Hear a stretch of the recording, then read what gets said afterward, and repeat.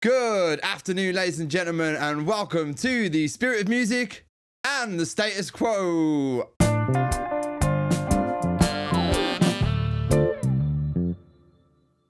Oh my gosh, on this gloriously sunny day here in the UK, I'm joined by drummer, lyricist, spoken word artist, activist, slash activist, teacher, and genuinely one of the loveliest people you'll ever meet, Joe Cook. How you doing, my man? You good? I'm good, man, but after that introduction, I don't know where I can go from there, man. Like, the loveliest person bit got me, man. That was, yeah. You are, though, Matt. And you know what? You're too humble. I say too humble. No one could be too humble, and no one likes to be told they're humble either. I get that. But I remember last time we spoke, it was St. Patrick's Day. Absolutely fantastic day, and we'll talk about that in a little bit. But I said that I really wanted to get you on because I'm so impressed with the level of involvement you've had in the music industry as a whole and the community as a whole. And you were like, oh, nah, whatever. Nah, I don't like compliments, man. Like, you know, I think it's sick coming from people like yourselves, like people I admire. But it's like a thing of like, oh, no, not doing it for that. I'm not an influencer or anything like that. Like, you know, like you're not, nothing about that. Nah, jack it off, man. Yeah, take it off, man. Get comfy. Get into it. I just wanted to, just before we really kick this out, I just wanted to reflect back on some of the stuff that you've been involved with over the years. So for the listeners and also for yourself to remind you of your contributions. Because yes. You know what I mean? Because besides from drumming for and writing lyrics for Lobster and drumming for Ire-ISH, you've worked, and we'll talk about that obviously in a little while. But you've worked, I remember you worked with Project Sound Lounge. You were working with the Town Hall and Symphony Hall for a while, weren't you? I think I performed with you guys. Well, not with you, but we were on the same, performed on the same day. I think it was a day we had the rep, I forgot what they called it now, the mezzanine at the rep. Yeah. And I think we had Brindley Place bandstand. That's booked, it. I'm pretty sure Dan Tanner did the rep.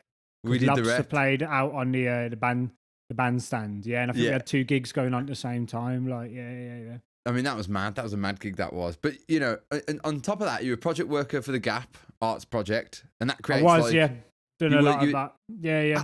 How long were you doing that for? So that was like a year project. Was a year? That was called, God, what was it? Children in Movement. And that was basically interviewing people that migrated to Birmingham for all history project. And we made a book. And then all those interviews got archived in the Birmingham library. So, initially came on as a project worker working with young people, and then it ended up in being like we all had to find people to interview because we had, you had boxes to tick and you had targets and needs to be met. So it turned into also like, doing that horrible thing of meeting someone at a gig, hearing a number on the accent, going, "When did you come to this country? Like, can I interview you about like some border police?" But a lot of people, my friends, like Ilias and Robin from Friendly Fire and stuff, Stalingrad, just being like, oh yeah, I know a few people that have like settled in Brum. We can speak to them. So yeah, man. And because that was sort of creating space for a lot of, they were quite young kids, weren't they? Yeah, it was young kids that did that. We got trained in all history training. It's like before this conversation started, and you were saying about you've got to listen. We got kind of taught how to listen to people in interviews and ask like open-ended questions and stuff like that. And then we trained the kids how to do that and how to use, like, we had a load of dictaphones. So the kids actually delivered most of the interviews, and we just went along with them to be like backup kind of thing in case anything went wrong, or if they hit a blank, and we, just not that I'd had any more experience in it myself, but yeah, man, like, went all across Birmingham. I've heard about cultures and countries I never knew nothing about, and just everyone's story is different, man. So that was a cool project, and that was really Gap of Wicked as well. You gave them the space. That was like that. The project gave them the space, and if I remember reading correctly, it said through creative and cultural practices. So I guess you were finding out where they were from, and you were sort of using that knowledge there to sort of introduce Brum to them in some sense. Yeah, and kind of, and then we did things like we did like a gig with like different folk music, like we called it Songs of Migration. So this is also at a time when like Brexit was like red hot, so it was like to be doing something which was like celebrating migration and particularly a city like Brum. It felt like a cool thing to be involved with, and like having a book and a photography and like just merging of I don't think we had any poetry, if I don't remember correctly, but it was just kind of, like, it was more like a history project, but it was rooted in like art, community and culture and stuff like that. So yeah, man. So that's another example. I mean, because presently today you're still involved in a couple of community projects, or at least I think community and actually music like arts council led initiatives like so the Sound Lab at the Birmingham Conservatoire, for instance. You're working with there at the moment as well, aren't you? Yeah. So man, I work on both of their programs in Coventry and Birmingham. So we've been doing the Cov one for about 3 years, where we have a cohort of young people, and we basically do weekly. Obviously, this was all face to face. We've been at various venues in Cov, but it was basically weekly music lessons. But it was not like traditional music theory. It was more like being in bands and creating beats and writing songs and writing lyrics and doing gigs and stuff like that. And then they've just launched one. I know, it's like all those things that like I don't remember ever hearing about when I was growing up, like kind of like don't remember those options being available. So, when you've helped a kid do their first gig, it's just like the maddest. They've already played like the Belgrade Theatre, and then they played in Neville Staples from the Specials and Godiva Festival, and they're like 12 years old. You're like, man, I didn't like start a band till I was 16 or whatever. Like, so yeah, man, like it's like jealousy in the nicest way possible, really. But still doing that, man. That again is another place where younger people can come and learn about music, and they might. Is it typically the younger people that aren't always necessarily presented with as many opportunities as young people should have? Was that? I'll be honest, we do get you get a mixed bag. You get kids where they don't have a music department in their school, and they're just really into music, and some of them come and can't even play an instrument, but they just want to be involved in music. Yeah, they're just like, I want to do something. And then you do get kids from like fee-paying schools where like, they're from a bit more of a privileged background, but maybe like we've got a lad who just played double bass in orchestra and stuff like that. So giving him an electric bass, turning it that way and say, we're doing a ska tune now. It was just like, it was like those kind of things. So also those kids that might have a very, a narrow idea of like, this is what music is, that kind of highbrow, high art kind of genres, and then getting them to express themselves. So I know that lad, he's really into like film scores, so he wants to do more like that. And it's just opportunities that they might not get within the education art framework of music and stuff like that. And that's something that you're involved with now. Is that so? Anyone who might be listening now that might be interested in that, can they just go and access these courses? Where do they have to go? They literally just like email. I think it's soundlab@soundlab.org. I'll have to double check that, but it's just getting in touch and just signing up. And there's no like, it's not like no interview process or audition or nothing like that. It's just open to.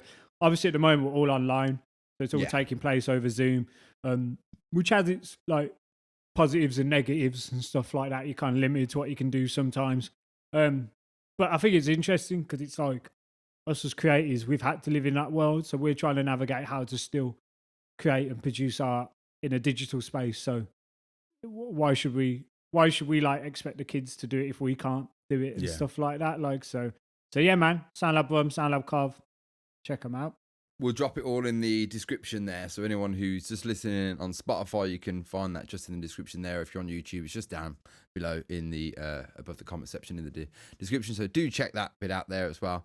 But I'm not going to stop there, mate. So that's Birmingham Conservatoire. So that's Coventry Music then? Are they the same? So Cov Music is one of the partners on SoundLab Cov. So Coventry Music is basically the music service for Coventry. So over in Brum, it's called Service for Education. That's a Birmingham music service. So they mainly programming all the lessons in the schools and stuff like that, and run other projects. So it's like Birmingham Conservatoire, Coventry Music, Positive Youth Foundation are involved, which is like a youth organisation. And then I'm going to get this wrong, but the funding comes from like Sweden or something like that, where like Richard Shrewsbury, who's a really cool guy from Brum, who's head of the learning. I hope it's Sweden. It definitely starts with an S. Like it might be Sudan, I don't know, but I think it's Sweden. But it might be Sudan. Sudan or it's Sweden. It's definitely like Eastern European, something like that. But he sits on a board over there, so it's kind of like a cross thing of like he helps them, like, you know, design their projects. They help them design projects over here and stuff like that. And then there's some arts council money in it. I just turn up and do the do the facilitation, mate. I let everyone else deal with the finance side of things. Yeah, but yeah. it's That definitely would've a group pool of money because these things aren't cheap, unfortunately, like to run.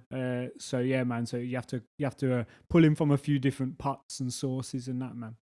Yeah, defo. And we'll have to link up those people as well who are putting that support in there, whether that's Sure. Sweden or Sudan. We'll drop you in the description. Yeah, start to mess you in. You just said Can I you flip not a question to you really quick? Go on, man. Where did we meet? I was trying to think this before this. I was like, I bet he's going to ask, where did we meet? And I know what I first saw you do your thing, but I don't know if I'd actually spoke to you. So I was just wondering that. We talk about early things. So one of my first real, like, we did a thing for, you know, Jit, and he did like Winter Wonderland. Yes. You did a thing there. Now In that was Digby. about 4 or 5 years ago. That was Hayley Francis was doing something there as well. Hayley programmed it, didn't she? She did. Well, she booked me, so yeah. So Hayley booked you. I think I think Hayley might have booked me, or because I'm not sure what I did. I think I did like a half spoken word. I think I was just stamping on the floor. I think I didn't really know what I wanted to do. Performance art, and performance art or something like that. Yeah, that's it. So that was one of them. And then I think I saw you perhaps at a lobster shack. Okay. Maybe. I think one of your stags was at a lobster shack. I think you were dressed as a bunny. Oh, if I remember correctly. Oh, but I knew you before then, so it's not like, oh, that dude in a bunny costume. Nah. Let's not talk about that night. Well, I remember meeting you. The first time I saw you do your thing, I want to tell this story, it was at the Wagon, and I want to say it was Dan Tanner's first gig. Okay. I'm sure you were there. Yeah, and it was with Zion Train were headlining, and Greg had put this like all dayer on, and there was like a rave or something happening at the Rainbow. So there was loads of like these ravers trying to get in and coming into it. So it was like a really weird mix of, obviously the Wagon's usually like punky alternate or like reggae junglist vibes, and then you had all these people in like bucket hats and Hawaiian shirts and like shorts and that. Like it was really mad. And I remember watching Dan Tanner, and Charlie was on drums, Jake was on bass, and there was a load of MCs. Tan, I think, was singing from Antelope. There's loads of MCs. Tan. God, Tan. Tan. Yeah. Out. Sweden, Sudan, Tan, all the same. But Tan. Sorry. We got you, Tan. Don't worry, man. Yeah. Dyslexia, blame it on that. But and then basically, I just remember like there was always something going on in it at the Wagon with the sound. There was always some issue. And it was getting really like staticky because I think there was so it was the engineer. so many I won't say any MCs. names. Yeah. And it was getting staticky. And I remember Jugger got on the mic, and then the PA just couldn't take it. It was just pure like white noise, and it had to like stop for like 10 minutes to set and then come back all on. the amplifiers cool Yeah, down. yeah. Just it was like Jugger was too much for the rig to handle, man. And yeah. So I think that's the first time I've seen you, and I thought you were like just an MC, and it like, 'cause I've seen you doing that. Yeah. So I was just wondering myself what That, your what, you know was, what? It would have been because, and that would have been pre that winter thing. In fact, that was 2013, and if I remember correctly, it was May, the second week of May 2013. I probably got the flyer somewhere. Like yeah. It was hot. I remember it was really sunny. I've still got the hangover, to be honest. It was. I think it was like a £10 gig at the Wagon. It was like unheard of. Like it £10 was on the door, Greg. Are you mad? Like or whatever. But yeah, man. Just wanted to get that in there. That's I think you're right. I think that's where we first sort of crossed paths, where our universes collided. Because if I remember correct, just thinking about it, that's now Dead Wax, isn't it now? Yes, Dead Wax. mate. So it was a very different place now. I haven't got much to say about it. I don't know if it's for the better or I ain't got a lot. I don't know. Yeah, I don't know. Now Wagon was like one of those things of like, we all knew it was like this mad, unique, like wicked place for the underground and like whatever scene you wanted it. And then now it's gone. You're like, oh yeah, it was such a unique, mad. like now it's gone. You realise just how like lucky we were to have it and stuff like that. It's kind of weird what it is now, isn't it? in some Yeah, I ways. went to a gig there just before lockdown. A band called Kneecap. These like two guys from Belfast that they rap in Irish and stuff like that. It was their first UK tour. Yeah, and it was upstairs in the little room there. Me and Spud went, and it was just really weird.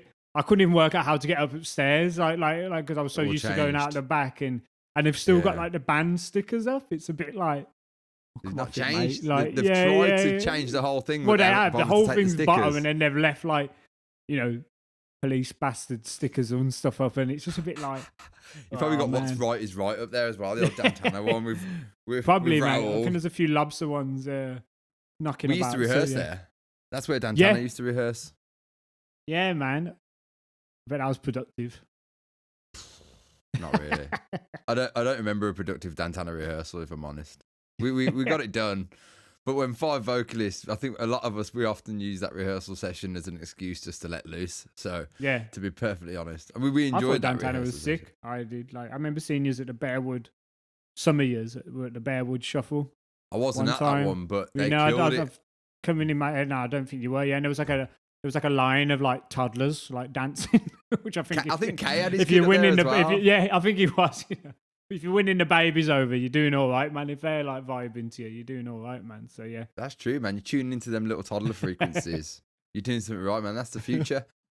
Yeah. Dantana was great. No, I miss it. I came across an old picture the other day of about 12 of us on our way to the Leicester Reggae Festival Carnival thing. Cool. It was.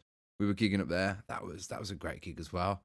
But the amount of work that Dan really did, you don't quite realise because no.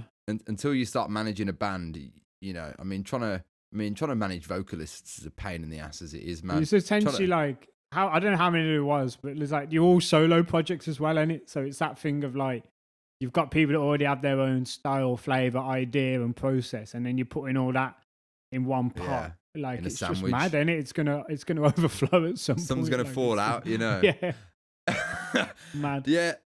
I think at one point it got to a 12 or a 16 piece. I think it was at one point. Wicked. I think someone said something like 18 at one point. I don't remember there being that many people in there, Nice. but Adam was in there, wasn't he? So Yeah, of course, man.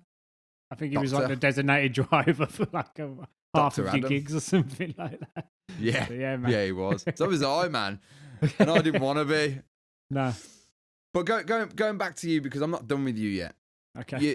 Because let's talk about Dantana because we went to a gig in Sutton and you just got a call from Mr. Auden Allen who we had on the show a Yes. few weeks back, and that's where I first met him, and that was a Yep. result of you, Yep. which I totally forgot at the time because Dan had done the booking, but then when I posted up the podcast, you were like, oh yeah, well I booked you guys. That made loads of sense. So you obviously work down there. You've been involved with that since, would you say safely 2016? That's been around. I'm rubbish with dates, but yeah, I've probably been involved in Falcon Lodge, like the area, and that youth centre, probably about 5 years or something like 5 that. years, So yeah, that's probably 2016. So yeah, that was when there used to be a scheme in Birmingham called Arts Champions, when big venues or art institutions like Symphony Hall, Ex Cathedra, Icon Gallery, can't think of any others. They basically were given an area where they had to engage that community in art and culture and stuff like that. And Symphony Hall area was Sutton Coldfield. Now, obviously, like Sutton Coldfield was a very affluent, like well-off middle class area, and then You'd think Falcon so. Lodge. Yeah, no, fully, and then there's to be fair, there's areas where it's more, I'd say it's like upper working class, if you know what I mean. But but Falcon Lodge is like basically the only big council house, social housing area. And I had started volunteering in the youth centre there and doing a bit of work there here and there, just doing some mainly lyric writing workshops. And then when I started working at Symphony Hall, I was kind of just always like poking them in the side, being like, when are you doing stuff in Falcon Lodge? When are you doing stuff in Falcon Lodge? Because it's all good, preaching to the choir, kind of like half your audience are probably Sutton Coldfield postcode that come to the classical gigs. So when are you going to do stuff there? Unfortunately, the people at the time in the community and education department listened to me, and just luckily, because I knew a lot of the young people in the centre, I could just say to them, please just turn up for 10 minutes to this thing. That's all I need from you. Just come smoke your spliff outside. I don't care, but just come in, check it out. And so yeah, man. So I booked you, AJ. I think that was it for that gig. I think by the end I think there was no one in at the end. Or I think there was one old boy. You had drinking Sam coffee. Rogers down there. He was down there doing some sax. I think there was another band. Was there? Because he came out. I remember landing. Yes, you're right. We had Sarah Coleman in the day. There you go. Yeah.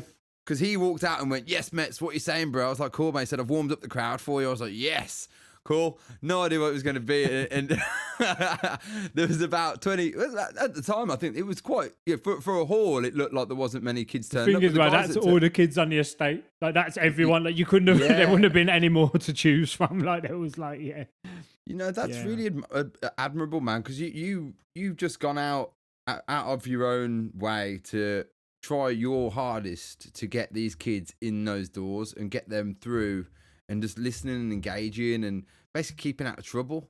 Because that's, I think just like North Birmingham as well, there's not a lot of like creative hubs and stuff. And that's something that's always annoyed me about it. So like when I started in that centre, seeing this really wicked hall with a stage, I was just like, why is things not happening here? Like kind of thing. So yeah, man, there's a million different factors. And, I always say to people like, I'm not a therapist. I'm not a whatever. Like, it's just like I'm a dude that writes rhymes and makes music and that. But then as you've got all the confidence, the skills, like you said, the keeping out of trouble, essentially, there's some of the kids' home isn't the best place for them to be. So giving them spaces where they can come and, might be able to gain role model, like inspiration from other musicians and stuff like that. I remember AJ went up there, did like a spoken word set. And I don't think I asked him to do spoken word. I think he just went up and did this really heavy in terms of like socially conscious, like talking about eating good, amazing, loving yourself. And these kids have just probably never heard. Like I remember him going like, I remember him saying something like, "This one's about loving yourself," and I heard one of the kids go, "That's gay." Like, it's just like, that's what I heard. It's that's the kind of crowd you were dealing with there, but then like one of them after came up to me and was like, "That was all right." He would never say it in front of his mates, but he was like, "That was all right, that was." And it's just like, it is that cliche thing of like, if one like young person has somehow gained something from it, then that's like great, like, you know what I mean? But yeah, I remember that gig really clear because Elmo, or Adam as you call him, was he was also my designated like first aid symphony hall, like we've got to have a first aid, and I was like, trumpet player's a doctor. That's fine, isn't it? And I made him like bring his like certificates with him, something like that, like in case it went off. Like, so yeah. Well, the kids seemed super nice. They were really, really, really like, really well behaved and stuff. I thought they were really cool kids. And I remember it was like a vegan thing, wasn't it? He spoke about plant-based living, and that's juices and that, man. Yeah, I was on that at that point, and since then, and prior to that, I've been plant-based living, so he was just talking my language. So I was like, yeah, bro. Wicked. Connect, definitely. So, I mean, look, bruv, it doesn't take much to look at that list and notice that you're putting a ton of time into helping young people develop themselves and engaging in community-led activity, and especially the young people that might not have access to that, which every person should have. Mm-hmm. You are a hero, bro. I think you're doing a lot of cool things, and you say, I am a lyricist, and I'll just do this, and I'm making use of a space. But there must be something in you that, like, what makes you want to help people? Like, where does that sort of help come from? Yeah, that's a really good question, man. I don't know, like, I think I'm like lucky as well that like my parents are very like, growing up, my parents are the ones that like, if someone came around, they were having dinner, and then my dad would drop you home. I think I always just grew up around people that were a bit selfless in some sense, or they see that like helping other people is like a good thing for yourself. Like, I don't know. Yeah, it's a really good question. Like, I'm not religious, so it's no sense of like I'm doing it to have a place behind the pearly gates or anything like that. And like, I'm not really like, I don't know. I think a lot of it, to be honest, is just like thinking about trying to be that person that you wish someone you would have had when you were growing up. Wow. And like, I think I identify a lot, and like, don't get me wrong, like I had like a really comfortable like upbringing, like, like my parents are like awesome, like they're like my best mates and that, like, but I think like having learning difficulties and like, other stuff going on, and like identity with heritage and whatever, and being in a education system where like creativity wasn't really encouraged. I think just like I would have loved AJ to come into my school and starting spitting bars in assembly, that would like blow my head off. But we didn't have any of that. So I think there's a lot of it in me. Got Mr. Nelson telling you how shit you've been all year. Yeah. Like I don't and how think you're never gonna make it. I don't think we ever had any. Like I remember we had a priest come in and eat fire once. That was pretty heavy, and that was like the only like. But I remember we had that dude. Like I don't know where you went to school, but definitely around like Erdington and Sutton, there was this guy who used to come in and talk about drugs, and he wrote this single called Natural High, and it was basically about not doing drugs. And it basically, like, for everyone I've spoke to, like Charlie in our band's like 2 years, maybe 3 years younger than me.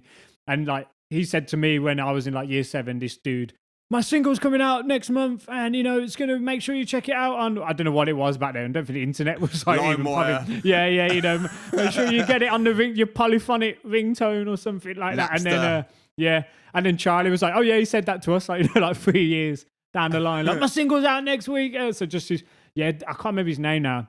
The tune was called Natural High, and he told you about like the one time he took ecstasy by accident, and he made it sound like the best thing ever. He was like, I took this pill and I woke up surrounded by naked women, and I had like £200 in my pocket. I didn't know where, and like and he was supposed to be turning you off drugs. That's the only like thing I remember happening like in school, basically. I need to cap that tune, man. The only guy I can think of that sounds familiar is a guy that keeps talking. He does a lot of stuff on vegetables. A guy called Maccabee.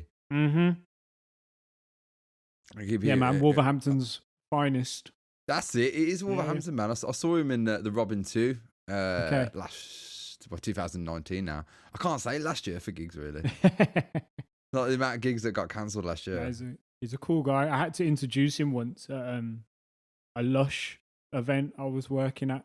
And I had to like introduce him on stage, and it was a really weird, surreal experience. Like, and like obviously he had no idea who I was, and I went on this big ramble. I think I called him like the vegan vigilante, blah blah blah, and then he just went, and he came on. He was like, as he said, like he didn't even know my name or anything. As like he that. said, yeah, man, Maccabee. Original. He addressed me as he. Yeah. I was just like, dude, put my heart and soul into it. I'll be like, I'm playing this reggae band, man. If you ever need a support or whatever, he was like, as he said, and I was like, all right, sound. But yeah, cool guy, man. Original Maccabee's a bad boy. His his music's alright as well. I love the way he chats. He's always talking sensible. He's always dropping knowledge on foods. There's a good bit of humour in there as well, and I think that's good. I think if you can make people laugh and their ears prick up at the same time, that's like the best kind of lyricism for me, in my opinion. Yeah. Anyway, like Yeah, I don't know what he said the other day. He said, it just takes you 5 minutes to look at the label just before you go put the food upon your table. It's just really simple stuff. Like back going shopping and just checking the ingredients, but doing a whole. He did it the other day. I had to drop it. Why Me Eat, that tune he's got, and it's filmed at the old Drum in Aston, and he lists basically every fruit and veg in the middle, like, and he makes it all rhyme and stuff like that. It's just mad. It's just crazy. It's funny hearing people trying, like, our guitarist was trying to get like Alexa to play it, and it's like, Alexa, play Why Me Eat, like whatever, and it's just like, sorry, I can't understand that, or whatever. But did you mean Where Do We Meet by the Sunshine Collective? What would you like to eat? Is that what you're saying? No. Yeah, man. Cafes near you. But for someone like yourself, and that, like, there can't be many artists. Like, I'm still a meat eater, and like there can't be many artists. Maybe it's because I'm not like a vegan. I don't know, but it seems to be more a thing now in like lyricism, or like I don't know. I don't go searching for like meatless artists. Like I'm yet to. I mean, the music industry, whilst there's a lot of people that do music around the world, it's still so small. It's a small circle. You start like trying to tribalize it all and try to like. You don't believe in social justice, or you don't believe in veganism, you don't believe in plant-based living, you don't believe in eco. You could go on. Everyone's got their own.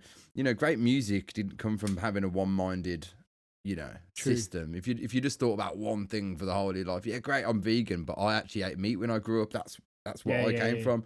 I got we spoke about the other day. I got Mediterranean in me. Turkish Cypriot. My family love meat. When I told them that I come from, they're a farming family. When I told them I was vegan, they were like, "But why?" But why they were like upset? My Irish side, you know, it's meat and veg. Do you know what I mean? And English. That's what I was trying to explain with the Mediterranean stuff with like, my Maltese family, that it was a country that was bombed into like it was bombed into like almost non-existent. Like the earth is like knackered.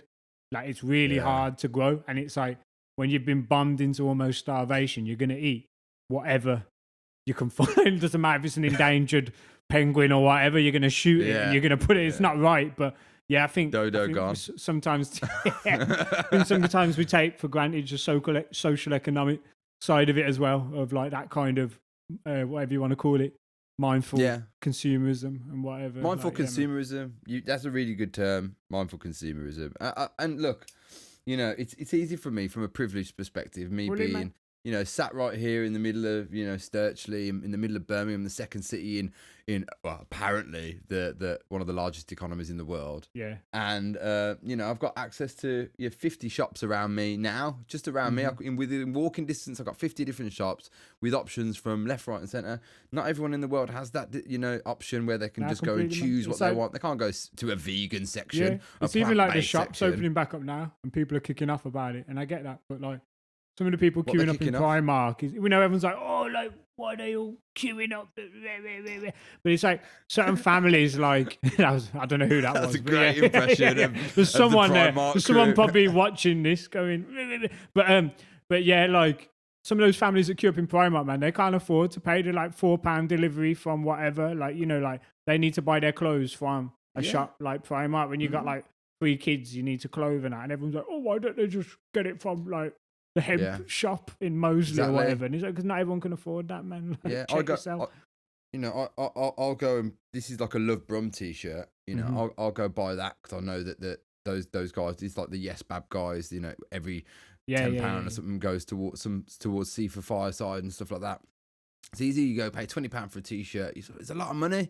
You know, to some people they go, you know, you get 5 t-shirts for that amount in Primark, and then the same people that talk about giving to charity and, you know, giving to all the, you know, well, you should spend this money. It goes to a good cause. You should not have fast fashion. Fast fashion is, you know, it's come and there is an argument for that, you know, fast fashion is killing the world and it's pushing child poverty and slavery and you know, life. And there's a lot to go into with that stuff. But then what did someone say? We're forced by our hand. I guess I can't remember what it was, but we're limited to what we have by our pocket. Sometimes the bank is limiting. You can't do everything you'd want to do. I'm sure, you know, given the option, you know, vegan living is actually quite expensive. If you, especially if you go down the, you know, the meat alternative routes and stuff, it's really, really costly. It can cost you way more. And people go buy a bag of 50 chicken wings for a few quid down at the local butcher's. Can freeze it or whatever. Nah, you know, like I said, I'm sitting there wearing a hemp t-shirt, so I'm fully checking my own, like, you know, but I think you're in a position where you can do it, but don't expect everyone's in the same position. It's just that simple. Not everyone's on the same playing field, man. It's not that hard to understand. Like, here, man. You know, here, we definitely not. And yeah, from that judgmental perspective, I think we lose ourselves as humans. You know, we just got to start. And I think social media and like things like that have just increased the kind of the eye. Like, you know, old Maggie Thatcher said, there's no society anymore. And I think a lot of people on the left also push that same ideology as an individual, like I'm not going to this protest because I'm too clever or whatever. And it's just like all that kind of rubbish. It's just, and I think social media is like exacerbated that. It's like, because it's all like, look at me in my life, doing my thing, eating my chickpeas or whatever the hell you do. But yeah, man, that's a whole other, I warned you about the ramble, man. But yeah, I think we were talking about Falcon Lodge in Sutton Coldfield, and it was like chickpeas and the problem with what's now we're on to chickpeas. But hummus, man, chickpeas is the best thing.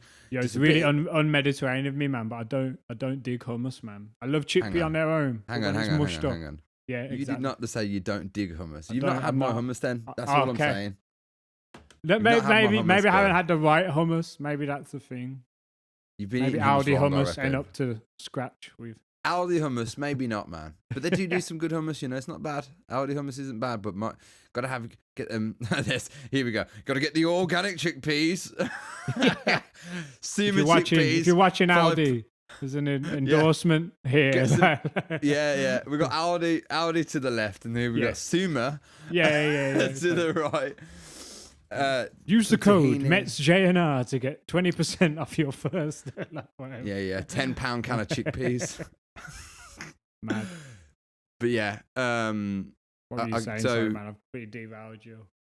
That's all right. I don't mind being devalued. No, we talk about like everyone being so sort of insular. You know, everyone's sort of so focused on themselves and forgetting that actually so many people have so many different circumstances, and I think that's really poignant. It's a really poignant point. I talked to Unique about it last week about how I watched some of that. You know, we're also self-consumed, and that's media-led. You know, our media outlets, be that social media or the news, are just finding so many ways of dividing us. And I don't think they're even doing it half intentionally. They're just finding what story is igniting some sort of drama amongst certain communities to create enough, you know, mass distraction that people argue among themselves, generating more news. And it's just they're just trying to create more, I guess, more content.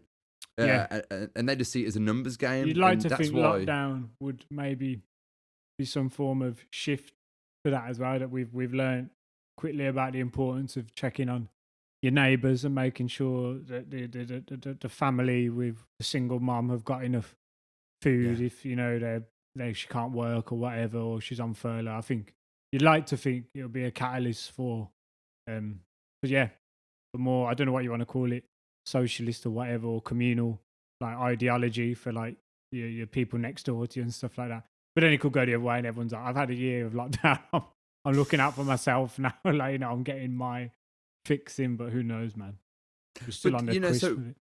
You talk about checking on your neighbours and stuff throughout lockdown. Did you find over this sort of last year, did you find that 2020, you know, our lives changed as musicians? Obviously, you know, as a spoken word artist, as a teacher, and as a musician, your whole life changed because, you know, everything, you had to adapt to a whole new set of circumstances, as did we all. But in particular, I like to say that we probably really had to make a drastic change and a total change of pace and life. What did you do to consume that sort of time?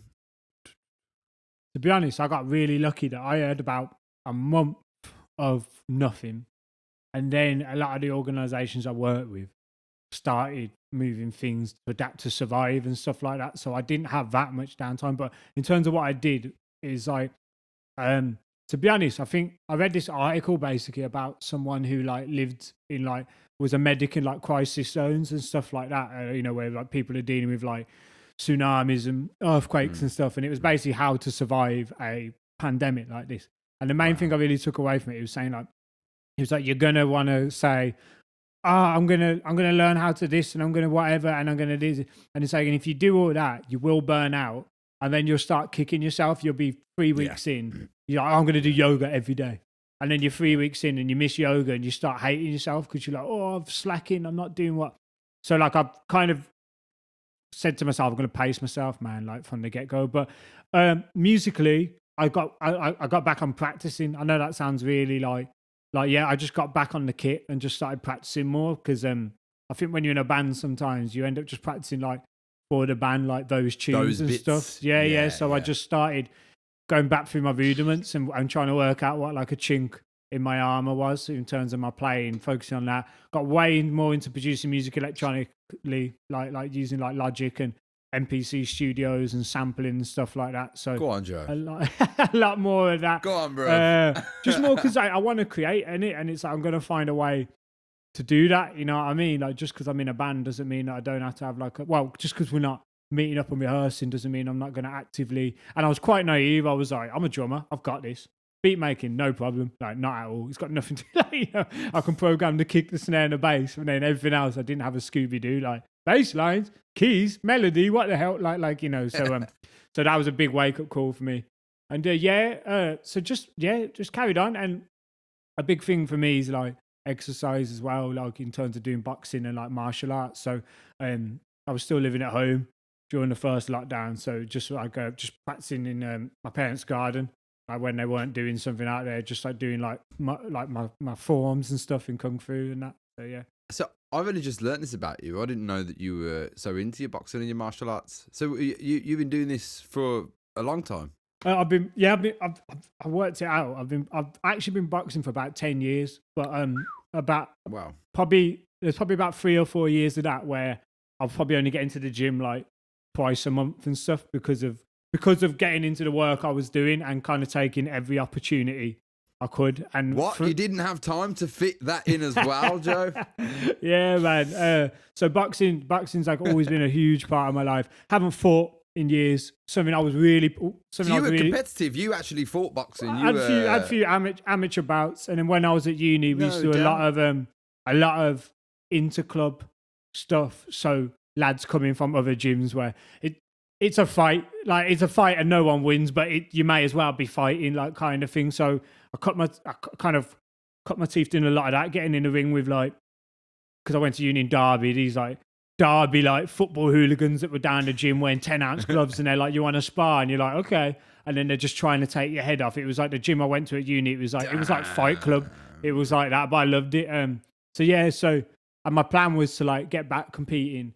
Like now I'm getting a bit at the end of my 20s, and then lockdown kicked in, so all the gyms closed. So hopefully, like the gyms have just started over. I'm training tonight actually, but hopefully get back in the ring, just fight everyone in my weight category, and then like just chill out. And then I've been doing kung fu for about 5 years now.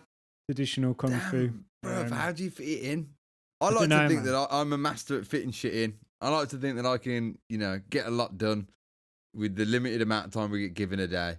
But you seem like you got. So are you doing that in the as well as boxing? So martial arts as well. What kind of martial arts is it? So the martial arts it basically comes in the banner of kung fu, but kung fu is like an umbrella term. Like so like it's rooted in like 3 styles, and my sifu's gonna kill me if I get this wrong, but it's rooted in dragon, white crane, and tiger, which are like the 3 kind of oldest styles. So they're more linked to the Shaolin. But anyone says that they do Shaolin kung fu, there's no such thing. Like it's just like it's all different interpretations and stuff like that.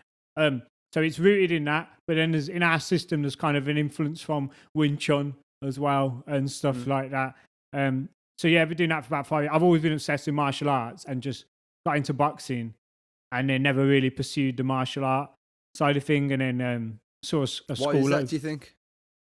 That's an interesting thing. I think, to be honest, with the boxing, to give some sense of a backstory, the boxing, like my granddad used to box, and my Irish granddad, and my cousin used to box, who's like a bit older than me, and he was always like a big brother to me growing up. So I always grew up with like boxing being this really like, whoa, like of the gods, like really up there thing. And I was always obsessed with it. And but I was I'm skinny now, but I was really skinny growing up, and like didn't have a lot of like confidence. And you, again, through media, you think that being strong and being a man is bench pressing. Well, we all follow the heavyweights as well. They're exactly. The exciting fights, aren't they? We've seen these big burly guys. Exactly. And I get it. I get why.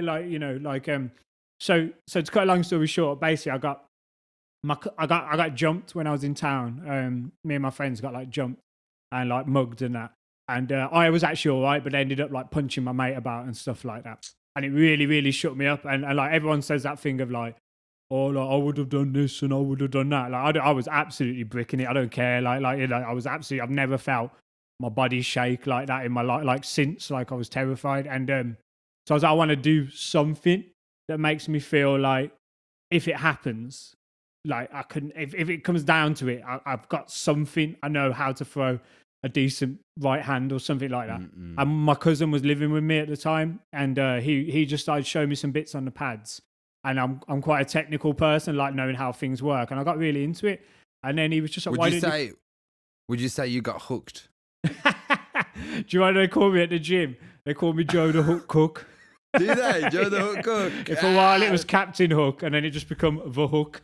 Hook. Yeah. So yeah, man. So I'll have to get that on my shorts when I start competing again. But then my cousin was just like, why don't you come down? They might get the wrong idea. Sorry to interrupt. They might get the wrong idea if it's on your shorts. Yeah. Yeah, sorry, bro. No, man. Dad jokes. No, it's all good. And then basically my cousin was like, why don't you actually come down the gym? And I just went just for this like self-confidence kind of thing, if you know what I mean, and ended up just falling in love with like the gym and the training and the culture, if you want to call it that, around boxing. And again, going back to everything you talk about, young people seeing how it can have like such a positive impact on young people, male and female. People often think it's like a real male dominated sport, but you know, like and just seeing that and just kind of stuck at it and just really love it. And one of them you what never gym done. Do you go to? I train at Rectory in Sutton Coldfield, so in Rectory Park, run by a guy called Phil Brennerman, who was once head of promoting boxing for Birmingham before, or something like that, before the council made all those cuts. So he's been in the game for a long time. He used to train at Small Heath and stuff like that. He was an amateur champion, university champion, and he's taken us on camps in. Phil's a wicked guy, man. So yeah, man, shout out to Phil. So yeah, dude, go for it. Do you follow MMA at all? I don't, you know, like I only know, like, I'm like a couch like MMA fan. I only know like the big names. Like when I was at uni, I used to train with some guys that did it before MMA blew up into the massive thing that it was, like, and they were like semi-professional cage fighters. So I used to hear about it through them, but it's not something I follow, to be honest. Like, yeah, I have a lot of respect for those guys.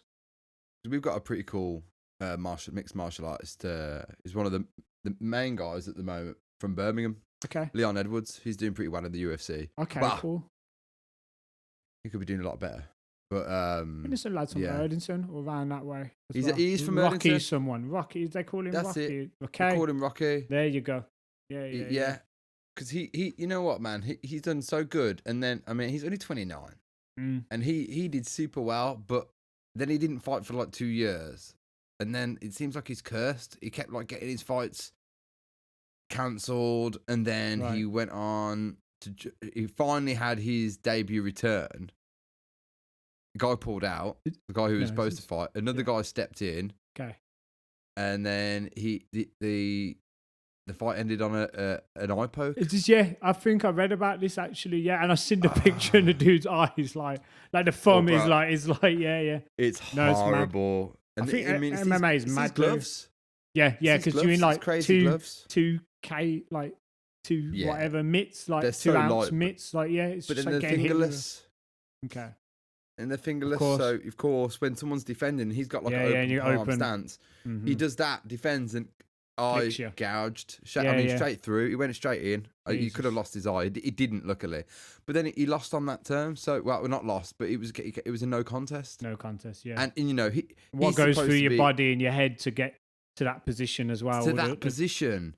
10-week training camp or whatever. Yeah, of course. Like, yeah. You know, and I think he's welterweight. I don't know, but he's on the same Colby Covington, Jorge Masvidal, Usman, all these guys. Okay. You know, they're probably up there with the most exciting people in the UFC at the moment. So if you do touch back on it, he's definitely worth watching because he's a Brummie. I've got a lot of support for him. I want to see him do well, but unfortunately, he's got a very unfortunate streak. Maybe he needs to go away, come train with you. Maybe we need to get Leon Edwards down.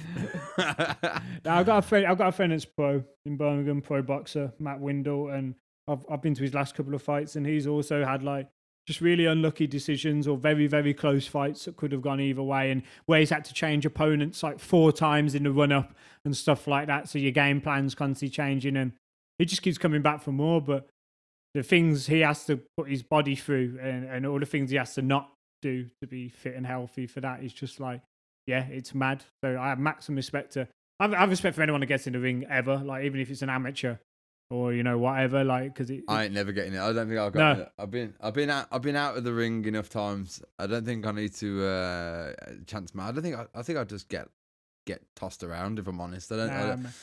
It's one of them, you love it or you hate it. I always tell people, you either love it or you hate it. You get in, you get smacked about, and you're like, forget this. I'm never doing that again. Or you're like, oh, like, bit of a buzz. Maybe I'm nervous. Yeah. That I'll love it too much. Yeah, maybe like awaken the kind of. Because I got a beast in. I got a beast in me. Believe it or not, I like to have a scrap. You know, it's good for. I like to have a scrap. You know, it's good fun. You know, we're talking around. I don't like to go out and start on people. Like, walk around, just like I'm in the mood, so I'm just gonna like pick on anyone I see. But like, yeah, I like to have a like, rough and tumble, and maybe something like mixed, you know, martial arts or.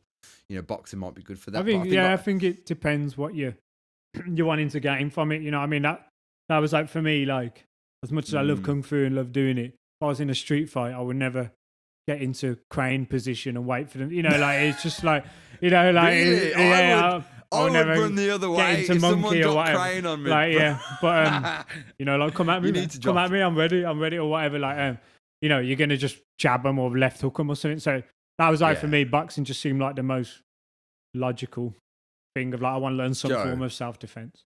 I'm going to tell you right now, bruv.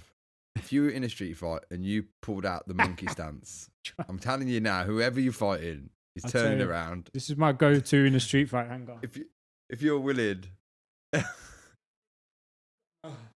broadsword. Just Oh, pull it out snap. whenever Oh, yes. That would do it. Oh, Who needs a monkey stance when you got your broadsword? Where did you get? I thought you were going to, when you left the screen then, I thought you were going to come in with a flying kick. This is what I do in a street fight. Wow! Nah, man. No, it's a Shaolin broadsword. So one of the last gradings I did, you have to do a sword form. There's like a series of moves with a sword, basically. You have to learn off by heart and how it's you're fighting someone else with a sword, so it's all like crescent step in with left inner gate block and open. What it's like what you're doing, and you have to learn what that is and say it as you're doing it. Sounds like a drum pattern. Yeah, man. There's definitely some crossover with like rhythm and you know all that. But that helps. I bet it helps being so rhythmic.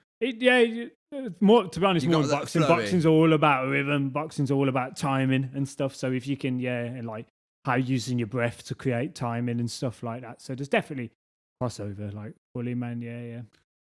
So I wanted to talk to you about I know that we beat it off a little bit, but talking about last year, I struggle to sort of understand how the lockdown really impacted kids, because there's a lot of kids that I imagine you probably work with that are in fairly vulnerable situations at home, where their home situations aren't good, and actually the centres are a really good place for them to explore the people who they should be or want to be, or be around people that are like-minded or thinking positively and stuff. Were you still able to? Were those kids still able to access the centres, and were they able to come to the groups? I know you said it went online. I guess a lot of kids don't always have.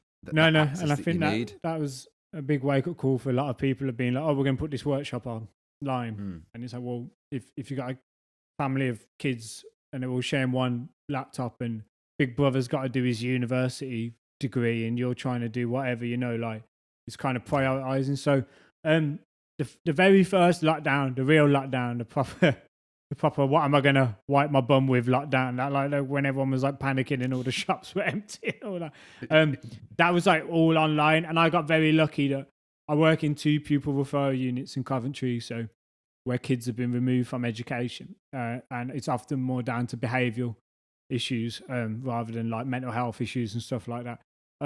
That some of the kids I was engaging with, they looked after children, and their carers were very proactive in being like they need to still be doing something like so. I was working with a lad who like logged on every Friday, and we sat on Microsoft Teams, and we did like lyric writing, and then I just made stuff, beats, shared my screen. What kick do you want? What snare do you want? That, and I'm writing exercises. So he was the main one. But answering your question, like a lot of young people I work with, being at home isn't a good place, or a good thing. And that sounds like a real harsh thing to the families, but some of them, it's just the matter of fact that you've got some, you've got substance abuse issues, you've got criminality going on in the house, you've got poverty, you've got neglect and stuff like that. So being at home isn't good, and having a routine as well, and having that a place where you go in, do your thing, because if you're at home with people that might have been the most supportive, then you can roll out of bed at 3 in the afternoon and not get dressed and I think a lot of kids not shower and eat properly. Yeah. Like, and I know part of me is like, it's a fluid. pandemic, just chill out a bit, you know what I mean? Like, we're all in it, but I'm seeing the knock-on effect of like some kids, it's so hard to get back now into a routine because you've had like 4 months or whatever, probably longer, of doing nothing. So why are these kids that are already being removed from education already have like such a negative connotation to what the education system is? And you're going to say, come sit down and do your geography homework. Like, you know what I mean? Like, no chance. They've shown that it's been deemed not important enough for them to have to go to school for an illness that doesn't affect them. Yeah. Which I know was important for the people that it does affect. But that's got to channel some sort of train of thought into a child's mind, or a teenager's mind especially, that, well, actually they can cancel all my shit for something that doesn't affect me. Yeah. Maybe it's not that important. Yeah. And there could be an element of that. No, and I think also, like, I think when you're in, like, because I mainly work with like teenagers, like they're like some of the best years of your life, like, and you're having that on pause, and it's those moments of like leaving school and what you're going to do next, or you start finding out who you are as a person, and all of that's been put on hold. And I think a lot of people I think we're going to feel the ripples further down the line of all these young people that have like these big significant moments in their life have either been really, really disrupted or put on pause. And a lot of people are worried about the elderly, and rightly so, for health reasons. But I do think like more attention needs to be made. And then you got the whole like, whatever his name, Gavin, whatever, that Tory education guy, and they bluffed up all the exams and all that, and you got like kids that were like... Didn't he used to sell vacuum cleaners for a living? It was something like that. He's from like a quite like spit and sawdust like nothing wrong with anybody who sells vacuums, by the way. It's if you sell vacuums and then go to be the educational advisor for the entire country. But that's the epitome of the Tory party, isn't it? It's like Matt Hancock would probably just be like a manager of PC World or something like that if he wasn't born into like such a rich privilege. It's just like, it's the epitome of it, isn't it? It's just like, just because you're well off doesn't mean you're like qualified. Qualified to do the job. Look at Canada. They set a really good example. Okay. The health and board administrator is the health. They've had a long-standing career in health care, national health care throughout. They were fit for purpose. The Home Secretary, same thing. The Defence Minister. They've all come from jobs that were aligned with the position they're in today. They've all. It comes from that. But it seems that our country, it doesn't work like that. I mean, Boris Johnson, I think, was a refrigerator salesman. Was that? No, that's the education guy who was a refrigerator salesman. Well, Boris is also, he's the epitome of that kind of. Oh, wouldn't it be funny? Wouldn't it be funny if Boris was Prime Minister? Wouldn't it be mad if Trump was president? And then enough people go out, and all of a sudden the Mr. Blobby costume in the corner is now running the show. Like, you know what I mean? I heard someone say it was like the dog's driving the car. Like, wouldn't it be funny to let the dog drive for a bit, and then all of a sudden you're in the passenger seat while the dog's in control of the wheel, like, kind of thing. You know what I mean? It's scary, man. There's a meme circulating around at the moment that says there's a difference between the only difference between humans and animals is that animals wouldn't let the dumbest of them rule the pack. Right. Okay. Yeah. Rule the herd or whatever. And I thought, man, damn. Yeah. What are we doing? I'm not saying he's dumb. He's very smart to convince so many people that he deserved he knows the place. Yeah. But it's this advertising tactics. Implemented by Dominic Cummings that have won over the Tories over and over again. The people continually get lied to. Or what is it? It's the notion that you were going to be given. Tell them whatever they want to hear. Yeah. Tell them that you'll give it, and then when it comes to it, you just say you tried. And it's just this advertising thing that people want to hear it, so they buy the product. That's exactly what the Tories have done. Yeah. They advertise to you like, we're going to get our £10 billion back from the, actually Brexit has cost us 10 times that amount in 1 year, than 10 years worth of. But they said in less than 24 hours, didn't after the big red bus. That whole, we could spend it. And then literally less than 24 hours later, Farage was on some soundbite on GMTV Britain saying, oh no, we it says we could.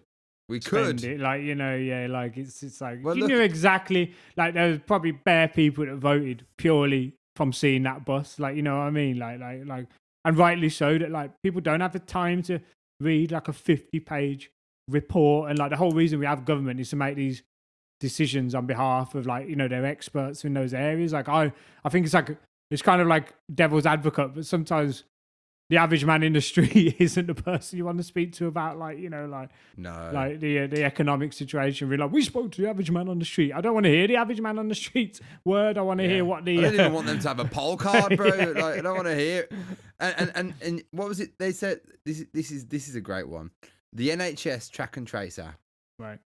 cost us the same amount that it cost to build the Channel Tunnel.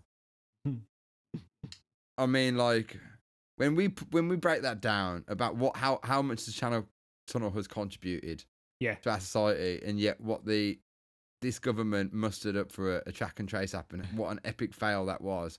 And that was, I mean, that was like, it took a month for that to totally fall down the pipe. I don't know enough about it, like, to be honest. Like, I don't know exactly. enough. Like, yeah. I don't think anybody does. I don't think anybody does. I've got a cousin in Malta working on the track and trace app, and I find it hilarious having a track and trace app on like a 45-mile island. Like, you don't need, like, everyone knows, everyone just, oh, there he is. You don't need to track and trace app, man. Everyone keeps an eye on everyone. Like, sorted. So, Malta, that's got is it Malta that your family from, or is it from one of the other? Because there's 3 islands, right? And Ire-ISH is what the Maltese call it. Ire-ISH. Ire-ISH, yeah. There's Malta, Gozo, Camino, and then there's another one which is basically a rock that no one lives on. Like, but no, Malta is where my family are from.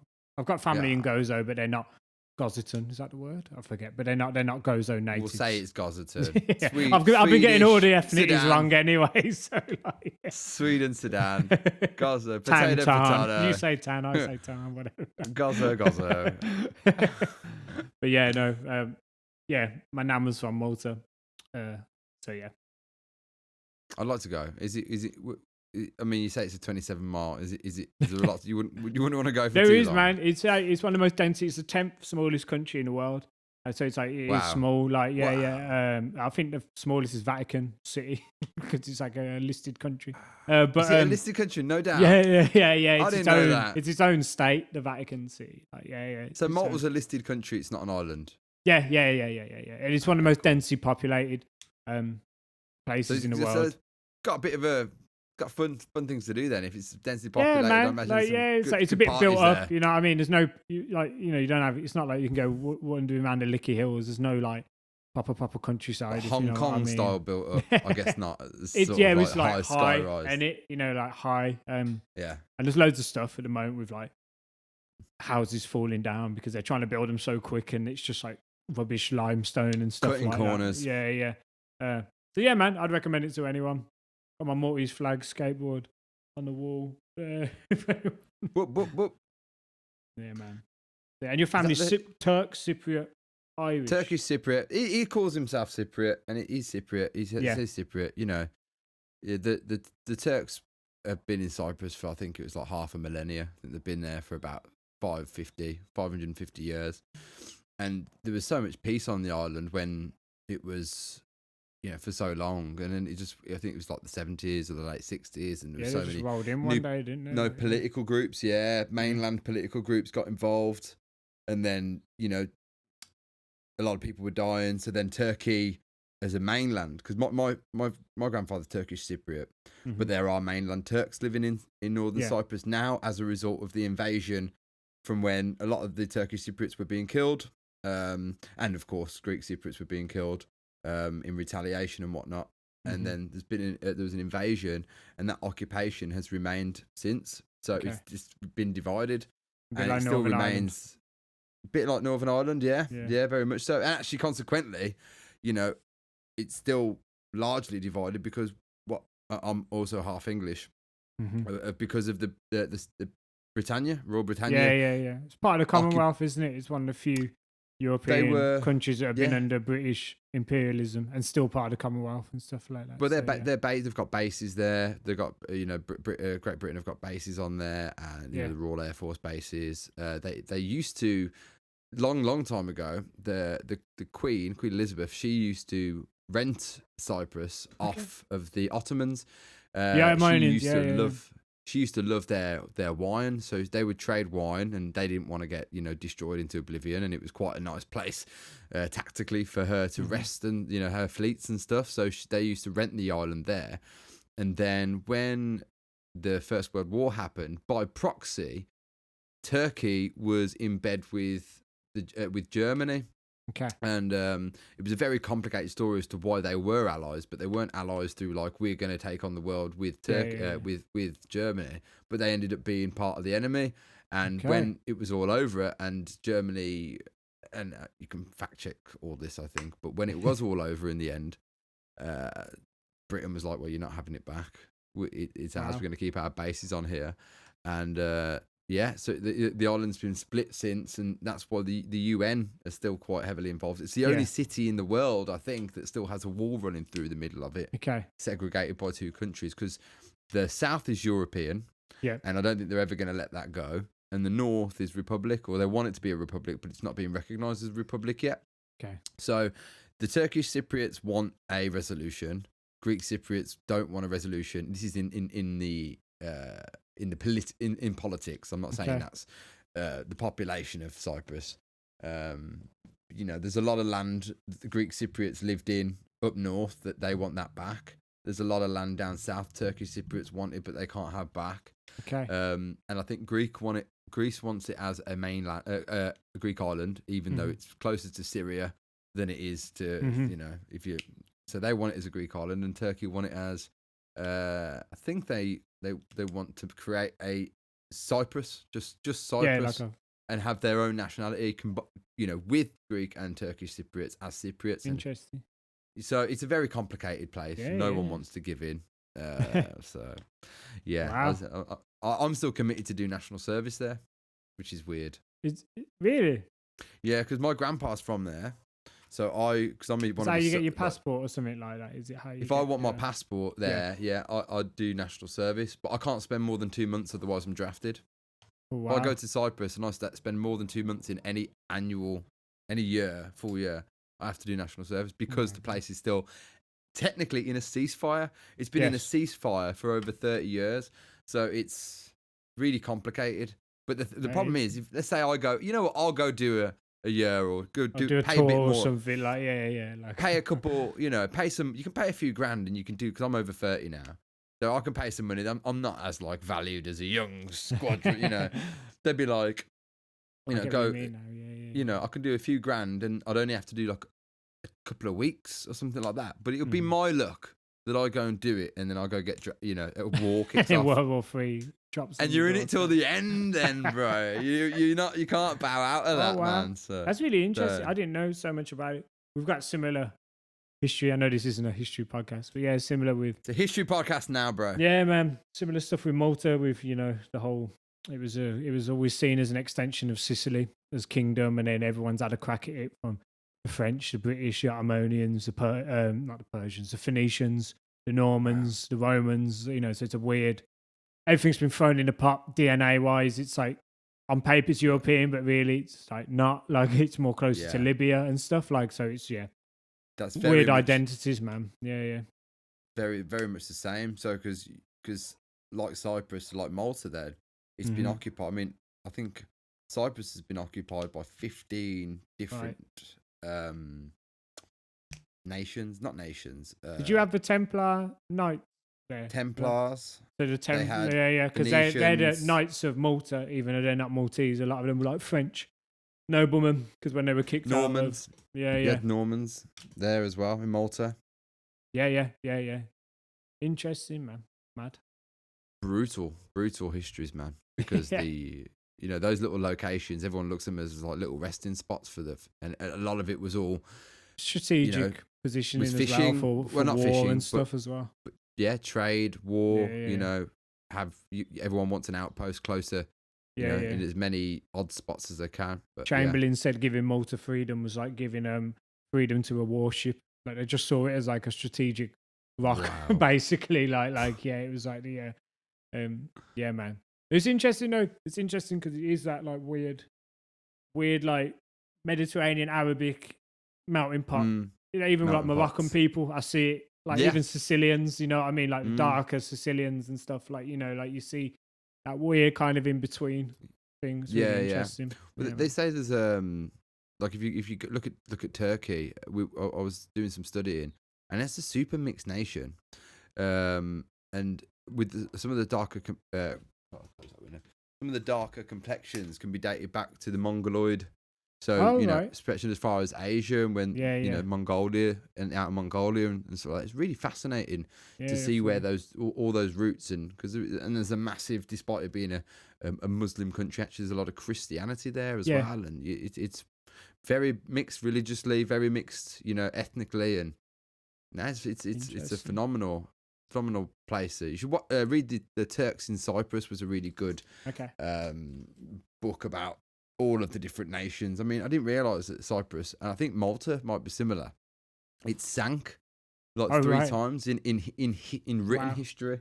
I know they think Malta was basically a part of Africa, and it just broke away one day because they find like fossils of like elephants and stuff. Like, you know what I mean? Like so they think it was just elephants in Sicily, aren't they? Yeah, kind of. They just broke away one day, and then like there's all that. Yeah, it's just mad because some of my family were born in Libya, and then they left under Gaddafi. But like a lot of like under the Gaddafi's regime, a lot of them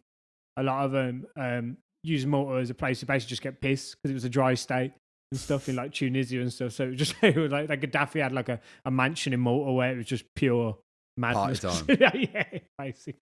So did they? Because I'm going to be honest. I read some things. I did some research.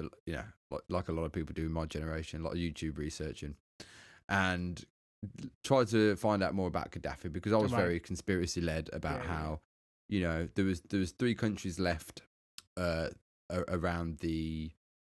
Who is it now? Who's the banking family? Rothschild. The Rockefeller families and the Rothschild families. Yeah, I'm not sure of the exact one, but it'd be one of them, wouldn't it? And there are only 3 countries left in the world that aren't run, that their banking systems aren't run inside. Yeah, because he wanted a Cuba. Cuba, one of them. North Korea. And Libya and Iraq. Like an IMF Iran kind of thing. And Iraq. Yeah, exactly. That's it. And then they invaded Iraq. Mm-hmm. Got Afghanistan, got all those, and now has installed their banking system into there. Cuba, when Obama was in presidency, he lifted the sanctions over Cuba and started tying up talks and started lifting a lot of so they're already inching their way into there. North Korea, Kim whatever his name is, crazy. A lot of media all on him and how bad he is and how evil he is, but one of the only people left in the world without that banking institutions instilled into his nation.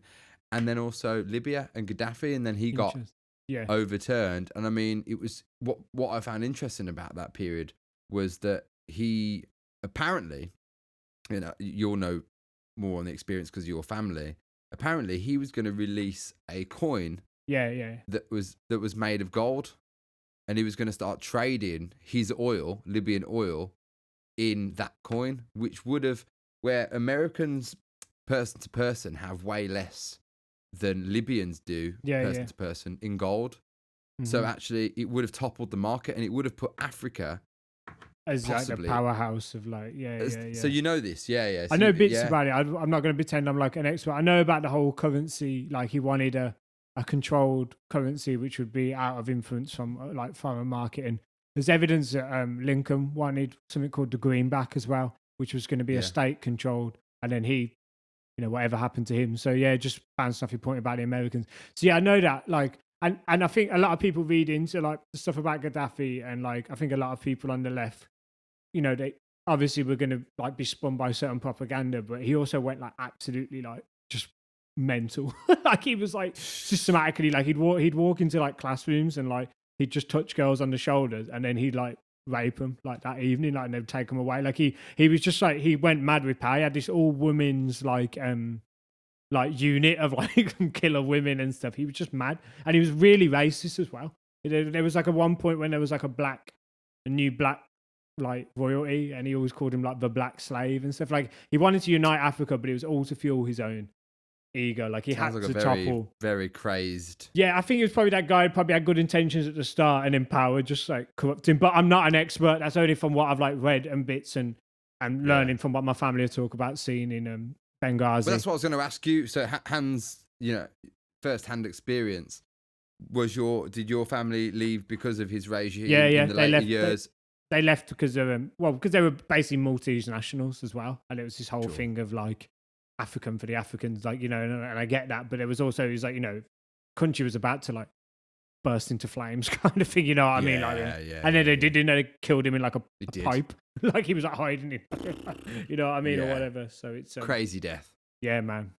So it's we've had so many things happen in our lifetime like this. So many wars that just broke out and just like flash in the pan wars. Like America is so like I'm not praising them, but so skilled at warfare and just getting away with shit that just like. I mean, they armed all the rebellions against them, and I mean, same thing you see happening in Syria, and it's like they can go in. They armed Bin Laden, didn't they? There's photos in newspapers of them praising Bin Laden because he was killing communists and stuff like that, and then he did the ultimate, like took everything he needed to low, box cutters, and then just sent it back to you. thing, So man, it's changed my battery. Is that what it is? Flashing, yeah. Does it, man? I need a longer battery, but it doesn't go. That's okay. Does that mean we're rambling on too much? It means we're rambling on well enough. I'll wait for it to go. And then when it does, I'll reload. No, I've got plenty more batteries. I have them all ready for it, so we can play some like elevator music. There we go. Perfect. Good timing. Because you were talking about Gaddafi sending the boys. That's what they've got. They've got me, man. Questioning America's federal bank. How dare you?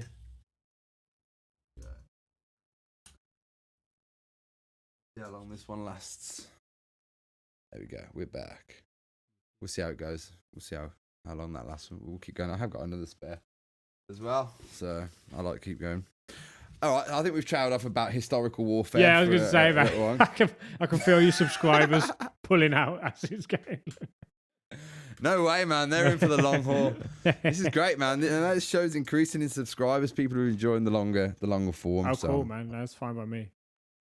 Yeah. No, the longer it gets, the more interesting, I think. I like a good old long podcast on my walk. I never walk, by the way. Let's talk about spoken word, bro. Right, yeah. Speaking of Gaddafi. Clear... No, but yeah, so go. Have you ever talked about Gaddafi in one of your...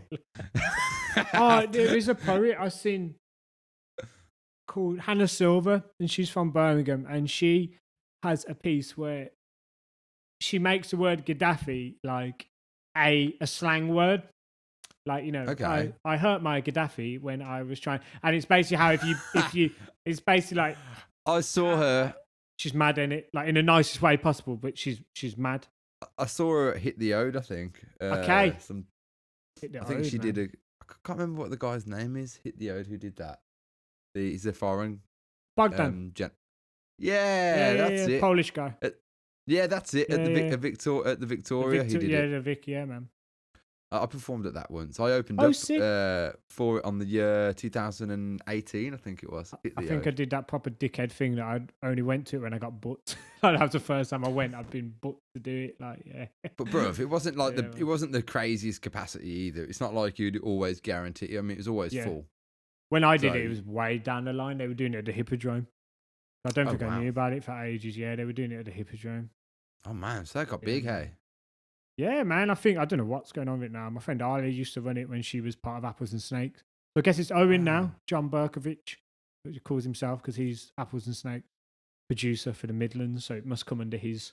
So what's Apples and Snakes? Because I've heard you mention that. So Apples and Snakes are like the kind of they're like the big guys when it comes to spoken word in like the UK. So for me, they're sort of like the musicians' union of spoken word. They're kind of like they put on workshops, events and stuff, and they have regional people for each area, and your job is to work with or build spoken word events and stuff. So Hit the Ode was Bogdan sing when he worked for Apples and Snakes, and then the producers that have come on since then, because Bogdan works for Beat Freak, have continued to run it. Yeah.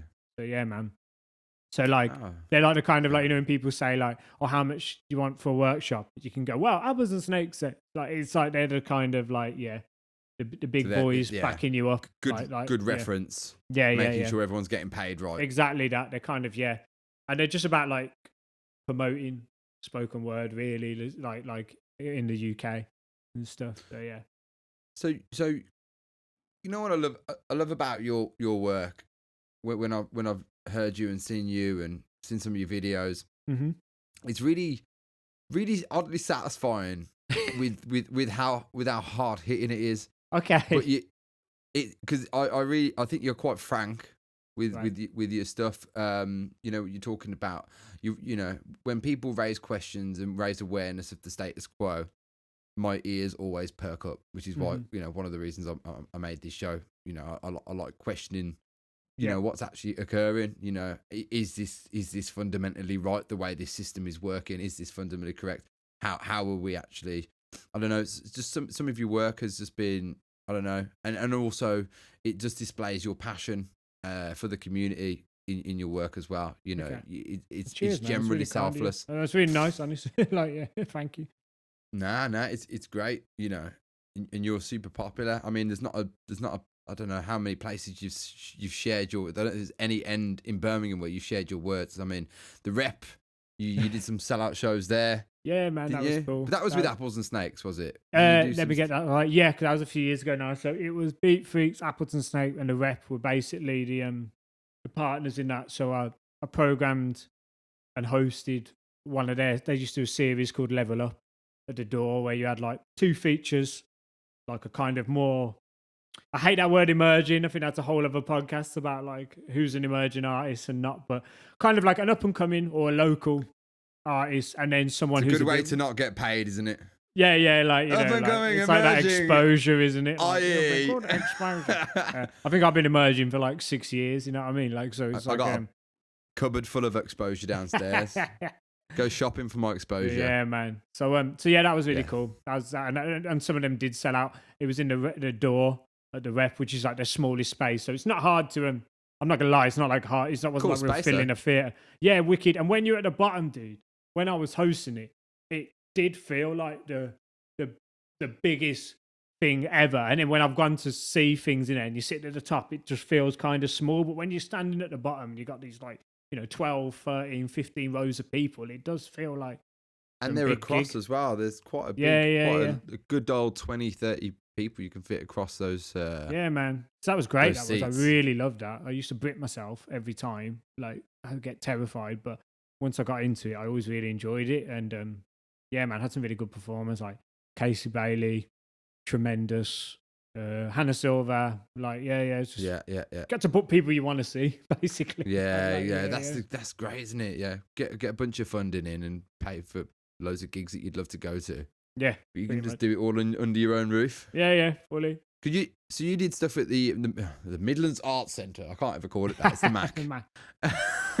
Is that how you know Ilias? Did you do some? No, I actually knew Ilias down there. Because I've only ever done bits and bobs with the MAC. Like I've produced some stuff there for Beat Freaks, like helping program events, and we did a show called 10 Letters, where they asked 10 Birmingham poets to write a letter to Birmingham, and we did it as like a little gig in the Hex, and then they went and applied for more funding, and they had like music and like some visuals and stuff, and we did it again in, I can't remember, but one of the upstairs rooms at the MAC, like one of the kind of like dance studio like kind of thing. But Ilias, I actually know Ilias from Lobster, because our third ever gig with Lobster was at the Adam and Eve, and Mr. Shankly were playing.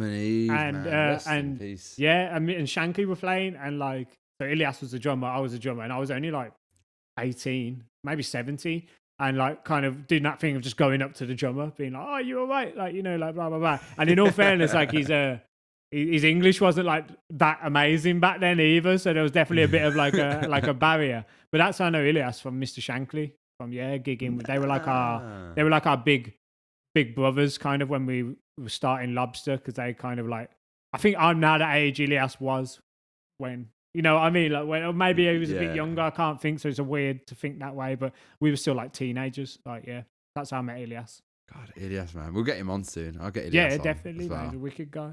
Yeah, he is, man. He's in my band now. He's my percussionist. Cool. Yeah.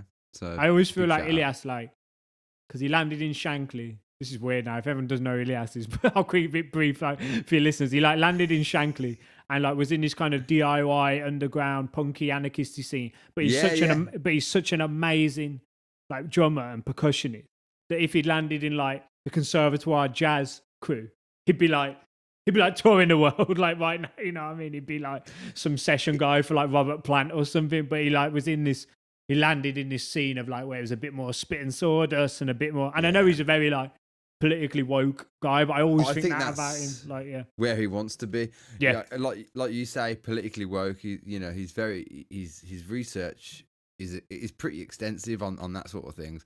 I know that him and Jake Henry have quite a lot to talk about. And we were giggling about that the other day. But multi-instrumentalist, fascinating dude, really, really gifted, talented, puts you to shame, as in me, not you. Still, like I was recording some stuff at Jake's like a couple of weeks ago for Lobster on the kit, and then Ilias was just like showing me I was like showing him some bits, he showed some bits, and he was like, yeah, but now I need to do all that on the left hand, and I was like, oh, can't do that. Like he's ridiculously disciplined with his practice and stuff, like every day that guy is at it. But you know, these are just some of the places that you've done: Mac Town Hall, South Bank Centre. You've obviously done Hit the Ode, and you work with BBC One Extra and the BBC Arts thing. It was quite a big show that you put on. Did I see something? The BBC Arts thing was just a friend of mine, Fortune, was doing some work with him, and said, I want to make a video, like a minute or 2 minute long video. And then she was like, I want to use your dyslexic like poem for like the video. I've got like an idea for how we can film it. So I was like, yeah, wicked. Like, and so she asked me to write some like one-liners about like being dyslexic, and then and we just filmed the thing. So I got really lucky that just someone I knew happened to be doing something with him, was like, I want to use your poem. So yeah, man, it's just right place, right time kind of thing. Not what you know, it's who you know. Sometimes that's just the case. You know, we don't like to admit it sometimes, but you know, when you have, you got, all you know about what I mean? network, man. Like all about network. Unless you why, got like a manager and like like a someone that can be behind the scenes, like firing off press releases and always going out to networking events. Like I think it all is down to like who you know fully, and I think it's like hard work and talent are like two different things, isn't it? So yeah. Well, it's amazing, isn't it? You can. I don't know how. Well, for me personally, when I try to contact certain people, established people, you know, that are part of massive events companies or management systems, you just don't hear from them. You realise that they've just got this, you know, they've got so much to do. They've got so much already in their pipeline. They just ain't got time for any of this sort of stuff. Fully. I think you have to like put yourself in there. Yeah, like if you get like 500 emails a day of like demo tapes and dispatch, like, you know what I mean? Like there might be that one chance. So you know what? I'm just gonna listen to 10 of them and see if any of it's any good. And you just might not be top of the pile or something like that. So you won't be. But then you know their secretary's daughter-in-law just so happens to be your roommate. Oh no, that whole way. And then 6 you go, degrees of separation, or they call it. I'll pass it on to him. Sweet. Like wow, you're at the top of the line. There you go. You got your bit, and that's great. No, exactly. You know? Like I was on like, it's really random. I was on BBC Doctors doing spoken word, like, which makes no sense, and it seems like it's like the biggest thing ever. Like not ever, but it's like, how the hell did you get that? It's just like, that's cool. We run a community poetry event in Sutton, and the lady I won it with is a writer on Doctors, and then she was like, I want to write a poetry episode. Like, do you reckon you could be the poet? And had to audition. That's what I mean. It's just about the who you know thing. It's like these things that also seem a bit out of reach. Like you'd be surprised. Like, you know, I found out working at Symphony Hall, it's like they would just be like, oh, we'll just email the New York Opera House or whatever. Like, you know, they had all these contacts. Well, you can though, when you've got that level, you're at that level, that status. Like, oh, well, hi, we're one of the best venues in the country. Like, we're going to just email your best in Europe or whatever it is, and it's just like, yeah. And with Doctors, I know one of the cameramen who works on that, and I also know one of the people who does the person that picks the scenes. Oh, picks the scenes, locations, like a locator. Like a location scout or whatever they're called. I don't know what her actual job title is, but pretty cool stuff. I just wanted to also, before we deer off, because I wanted to talk about I'll go for it. some of your influences. I noticed that you love Bill Hicks. Yes. Yeah. One of my all-time favorites, man. Okay. Rest in peace. Yeah, man. Yeah, like I am. I grew up with like a love for stand-up. Like my mum and dad were always quite into comedy. My dad is like hilarious. Like, and I'm not just saying that. Like my dad is so funny. He could have like if he wanted to, he could quit his job as a builder and be a stand-up comic. Like he's that good, I think. But yeah, kind of always had a love for it from a young age. Like Harry Hill, man. Like Harry Hill was a badass stand-up, and people don't realize. Everyone just sees him as a dude that says you've been framed. But I remember my mum and dad had like Harry Hill videos. I used to watch them all the time and stuff. So Harry Hill's good. Yeah, man. Harry Hill's good. Have you checked out Steve Hughes? You heard that guy? I have recognised the name and I can't put a face. Australian comedian. Okay. He does death metal comedy.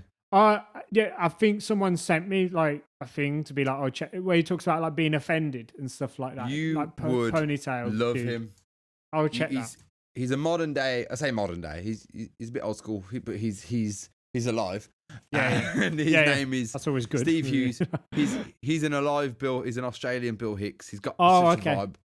He's great, man. He's sorry, Bill Hicks. Yeah, so that's what you're on about. Well, yeah, man. Like, I'm not gonna lie, I got into him late. He was a name I always heard, and when I was at uni, a dude I was living with played me that. It's just a ride. Like, you know, world is like a ride. Choose to get on it. It's filled with thrills, bright colours and all that, and like and then I was like, oh, it's that guy with the mullet, like, because I always used to like see his stand up and stuff, like, and that's So I say he's one of my biggest influences. It's more like he really made me want to write a lot, if that makes sense. Like after watching that, I was like, but he speaks out. He's active. He's got an activist mentality. Yeah. He's questioning the status quo. He's calling bullshit on everything and. And I think how he was always spoken word. He was always himself as well. I like that he wasn't like part of a big group waving banners, which is really important. I like how it was like, this is what I think, and it doesn't mean I'm right, and it doesn't mean it's like, this is my opinion, I'm going to say it, and I think that's something I really like try and channel. It's like, I hate it when like political spoken word get up and it's like, this is what you should think, and I'm not trying to do that. I'm just gonna be like, this is what I think. Like, just listen. You're not. You don't. Just listen. Like, you know what I mean? Like, just listen for 10 minutes or whatever. But yeah, man, like Bill Hicks, Richard Pryor, George Carlin, Dick Gregory, Stuart Lee, all those kind of more like politically engaged, whatever you want to call them, like ranting guys. They're like, like big heroes of mine, man. Big heroes. There are some big names there, mate. Really big names. Some pretty big names, but yeah, you know, it does flow through you, cool, you know, your work, and it's great to hear. It's my kind of spoken word, you know.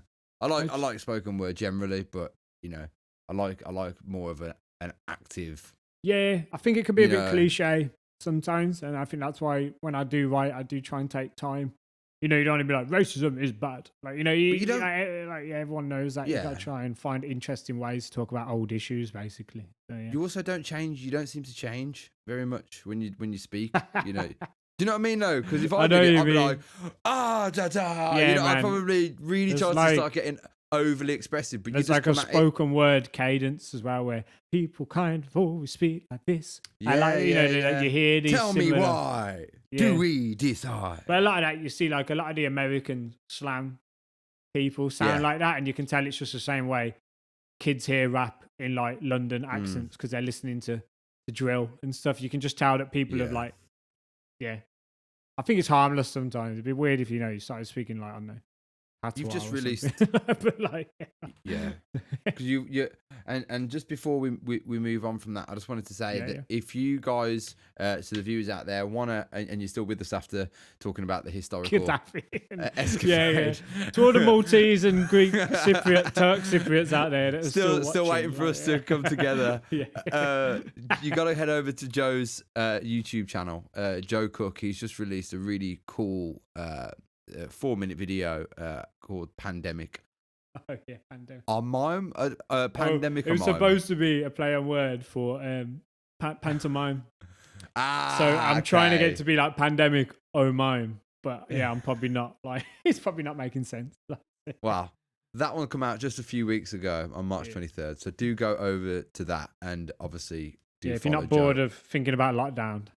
Yeah, everyone's on the edge of it now. But like, just before we get out of lockdown, just remember lockdown once more to watch my video, please. That'd be great. Well, let's talk about getting out. Okay, Spring's here. I'm excited. It's a sunny day. It's a beautiful day actually today. I'll have to go and soak up some of them rays in a minute. Yeah, I've got to ask you, what's going on? What's happening this summer? You got anything going on with Irish? Got anything going on with Lobster? What are you doing? You got any exciting things going on festival wise or what? Yeah, we've started having some gigs trickling for both Irish and Lobster, which is wicked. I haven't really got many spoken word ones coming in, which I'm not that bothered about, to be honest, right now. So yeah, I'm just really looking forward to playing. Like, I know it sounds like such an obvious thing, but like, I just love playing live, man. Like, that's like why we started the bands, particularly Lobster. Like, we wanted to gig. We weren't bothered about, making videos and stuff like that. It was about being a live band. So yeah, we've got a Lobster Shack. I wish I could remember the dates. We run our Lobster Shack events at Hare and Hounds. We've got one of them coming up in June. Socially distanced, sitting down. Come on, bro. Gig. What's the date? Oh man, I think the lads are gonna kill me, man. You'll have to put it in this. You have to put it in here. Check the description, guys. Lobster. Yeah, check down here. Yeah, we've got that, and Lobster we've got just a handful of random gigs, really, because we've been recording an album for like 2 years, our first like full length album, and then we've like it's all mixed, all mastered, artwork's done, but then like lockdown kicked in.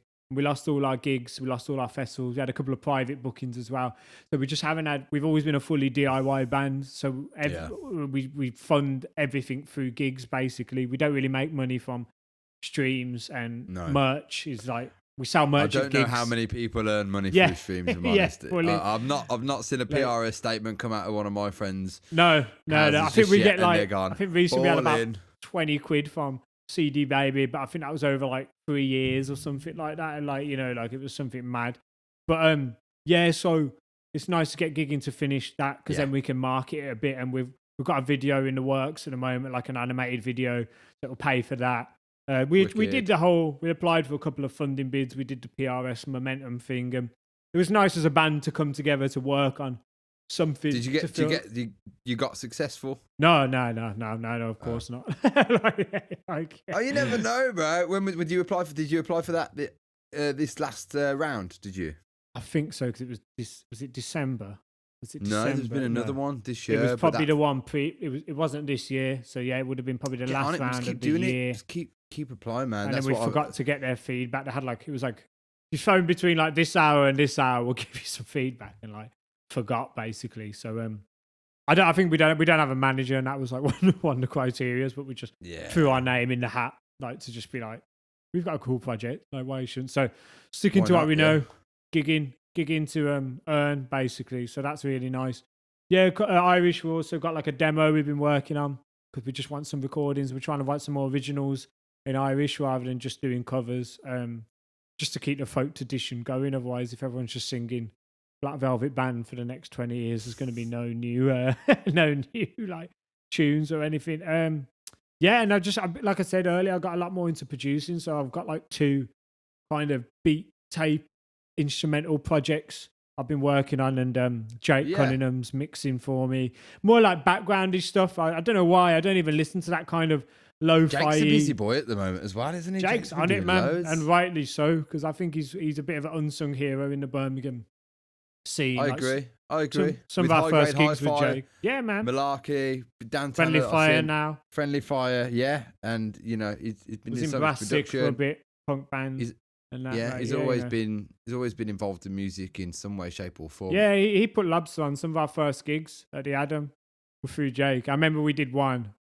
We were supporting some band. They were pretty crap, man. I can't remember what they were called, but they were like some ska punk. They were just like Real Big Fish. They were like Real Big Fish from Tamworth or something like that. And then it was basically like Jake gave us 20 quid at the end as a band, and we were like, whoa, like we'd never like given. It was like the best thing ever. Like, oh my god, like so yeah, man. Chips on you, man. So yeah, man. Nothing major, to be fair. Just looking forward to just being able to, obviously, like with what we do with community stuff, like hopefully we'll be able to start programming in some community activity. I was talking to you about getting some prices from you about, wanting you involved in some bits and stuff. So hopefully as people start relaxing a bit and social distancing things ease up a bit, we can start putting on some community orientated gigs and workshops. And look, man, keep us in the loop about that, and I'm happy to work with you. As I said, cheers, it's man. for you and it's community led. We'll work together. We'll work. I'm worried if I say it here, then I have to do it, kind of thing. But we're trying to do. Me and my pal, who's Cypriot, Greek Cypriot, we're trying to do some stuff to because obviously the Commonwealth Games is coming to Birmingham, and we're trying to do some stuff to fly the flag from Malta and Cyprus, because I don't think anyone else will be thinking to do that. And there's a big Cypriot centre in Erdington, and they're eager for activity to happen. So we're trying to put together some ideas for gigs and workshops and stuff we can do to involve for anyone, but it'll be rooted in Mediterranean, Cypriot, Maltese kind of artists and food and whatever. So yeah, man. So hey, I don't know how many of us are knocking about. I'm there. I'm there. Man. We'll have one hell of a buffet. I'll tell you, I'll bring my hummus. Yeah, dude. I've heard magical things in this podcast. So yeah, you gotta convert me, man. Did you grow up with Mediterranean food? Yeah. Like, you know what the funny thing is? You can get some of the best Turkish food from London. Okay. Truthfully, the best Turkish food is in London. You go down to it's probably better than you get it in Cyprus sometimes, in Turkey, because the quality's there, man. You know, all the olives and stuff. And I got so much of my Turkish family in London. Mm-hmm. So they all send it up to my grandpa, who bless him is 85, and he's always got his peximet. So it's basically like a pretzel in a way. It's like a really tasty, crispy pretzel. This is really good. But then they love okra, like ladies' fingers, and that sort of food. And then obviously they love all their meats, but I don't get them. Like halim, or in the Greek will call it. In Greek it's halloumi. In Turkish it's halim. It's the cheese of Cyprus. It's the same. It's a goat's cheese kind of thing. So that's a big one. Still yet to find a vegan version of that I'm happy with. It's just, you can't compare. And they love the yogurt. Greek yogurt, again, Turkish yogurt. It's the same thing. There's so many things they've got in common because of their history. My mate from years and years. So to me, it's I think in Maltese it's Tampana or something like that. But it's basically it's like a pie, but bolognese. It looks like a pie, but you cut it open and it's like a lasagna. Kind of, not bolognese. I'm getting all my confused. But they have that. That'd be an interesting. That just wouldn't work, would it? Just be tomato. But yeah, it looks like baked macaroni or something, but in like a pie. Oh yeah. And I know they have it in like Cyprus and stuff as well. But they have that in Malta. It's one of the things that what is it called? It begins with M. The Greek dish. It's like a pie, like a big pie. Okay. Eggy. Right. Macaroni and stuff like that in it. It sounds like it sounds like it could be something. What's it called, man?